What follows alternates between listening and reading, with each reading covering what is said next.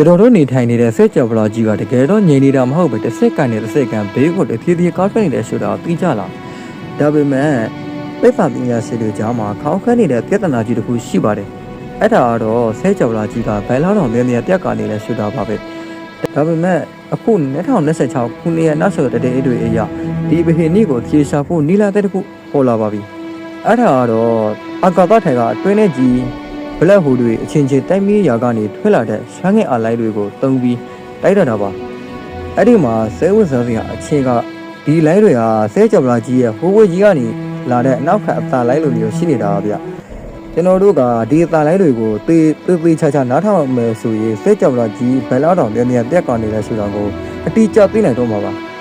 ဒါဆိုရင်ဆဲကြော်လာကြီးကဘယ်လိုစတင်ခဲ့တာလဲ